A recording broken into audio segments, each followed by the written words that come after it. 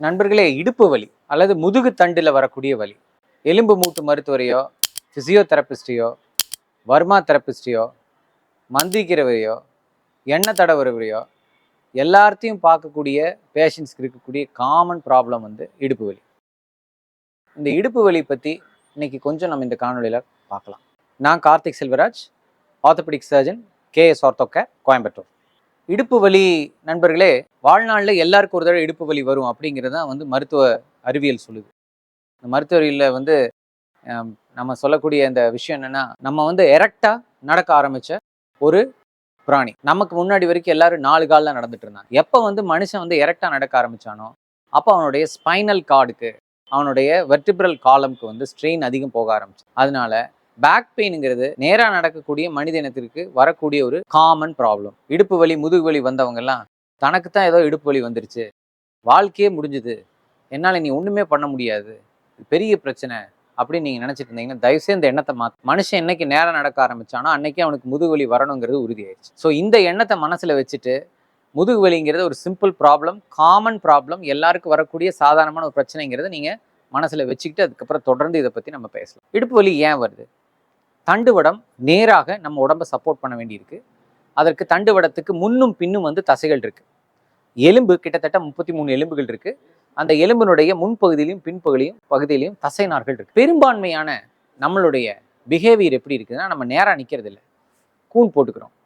சைடில் இருந்து பார்த்தா நல்லா கூன் போட்டு நிற்கிறோம், கூன் போட்டு உட்காடுறோம், ஒரு சைடாக சோஃபாவில் சாஞ்சிக்கிட்டு டிவி பார்க்குறோம், குமிஞ்சிக்கிட்டே குப்புறப்படுத்து ஃபோன் பார்க்குறோம், படிக்கும்போதும் புஸ்தகம் படிக்கும்போதும் உட்காந்து சவணம் போட்டு நல்ல கூன் போட்டு வேலை செய்கிறோம். இது எல்லாமே என்ன ஆகும்னா, முன்புற தசைகளை ரொம்ப இறுக்கமாகவும் பின்புறத்தில் இருக்கக்கூடிய தசைகளை தளர்ச்சியாகவும் பலகீனமாகவும் ஆகும். இந்த தசைகளினுடைய பலகீனம் மற்றும் இம்பேலன்ஸ், இந்த இம்பேலன்ஸும் பலகீனமும் சேர்ந்து தான் வந்து முதுகு வலியாக மாறுது. 98% முதுகு வலிக்கு இதுதான் காரணம். இந்த முதுகு வலி வந்து ஈஸியாக, சுலபமாக இந்த தசைகளை, டைட்டாக இருக்கிற தசைகளை வந்து ஸ்ட்ரெச் பண்ணியும், பலகீனமாக இருக்கிற தசை நார்களை வந்து நல்லா டைட்டன் பண்ணியும் ஸ்ட்ரென்தன் பண்ணியும் இந்த முதுகு வலியை நம்ம சரி பண்ண முடியும். ஆக நம்ம நார்மலாக வரக்கூடிய முதுகு வலியில் 98% மஸ்குலர் லோ பேக் ஏக் என்று சொல்லக்கூடிய தசையினால, தசை பலகீனத்தினால வரக்கூடிய, எலும்பில் இருக்கிற குறைபாடுனால முதுகு வலி வரலாமா அப்படின்னா நிச்சயம் வரலாம். எலும்பில் இருக்கிற குறைபாடு என்னென்ன வரலாம் அப்படின்னா, எலும்பினுடைய அலைன்மெண்ட் மாறி இருக்கலாம்.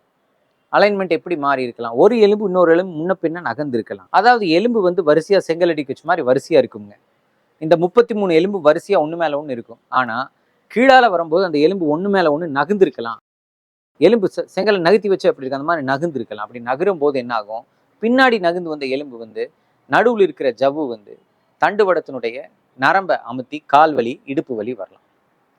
இது ஸ்பாண்டைலோலிஸ்தசிஸ் என்று சொல்லக்கூடிய ஒரு பிரச்சனை. இன்னொரு பிரச்சனை தேய்மானம், அதாவது தண்டுவடத்தில் வரக்கூடிய எலும்புகள் இருக்கிற தேய்மானத்தினால் வரக்கூடிய வலி மற்றும் ஸ்டிஃப்னஸ். மூன்றாவது டிஸ்க் என்று சொல்லக்கூடிய தண்டுவட எலும்புகளுக்கு நடுவில் இருக்கக்கூடிய ஜவ்வு பிதுங்கி காலுக்கு வர நரம் அமுத்தி வரக்கூடிய வலி.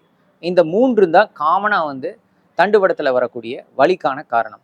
ரொம்ப ரேராக தண்டுவடத்தில் கட்டியோ சீழ் பிடிப்பது போன்ற இன்ஃபெக்ஷனோ வரலாம். இதெல்லாம் வந்து 1% கீழே. சரியா? வலி வர்ற 100 பேரில் ரொம்ப ரொம்ப ரேராக தான் வந்து இன்ஃபெக்ஷனோ டியூமரோ வரும். காமனாக வரக்கூடிய இந்த டிஸ்க் அல்லது லிஸ்தசிஸ் அல்லது ஸ்பாண்டைலோசிஸ் என்று சொல்லக்கூடிய தேய்மானம். இப்போ வந்து காமனாக இந்த வீடியோஸில், சமூக வலைதளங்களில் சயாட்டிக்கா அப்படிங்கிற ஒரு டேர்ம் வந்து பரவலாக பயன்பாட்டில் இருக்குது.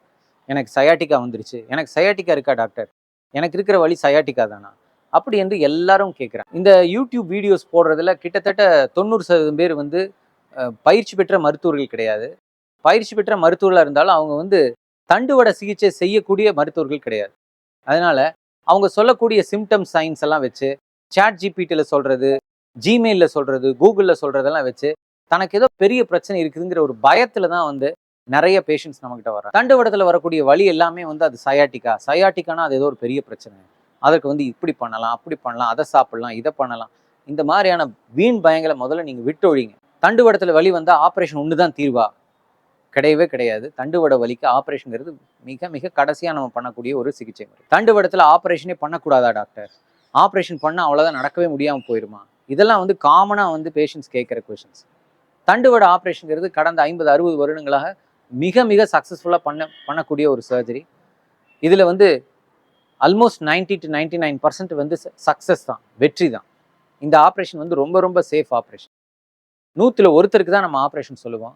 தேர்ந்தெடுக்கப்பட்டவங்களுக்கு ஆப்ரேஷன் செய்து அவங்களுக்கு பூரண குணம் கிடைக்கும், பூரணமான நிவாரணம் கிடைக்கும், வலி கம்ப்ளீட்டா முற்றிலுமா மாறும். தண்டுவட முதுகு வலிங்கிறது ஒரு பெரிய டாபிக். இன்னைக்கு இதை பற்றி நான் ஒரு இன்ட்ரடக்ஷன் கொடுத்துருக்கிறேன். இதை பற்றிய மேலும் சந்தேகங்கள் இருந்தால் நீங்கள் எங்களுக்கு எழுதுங்க.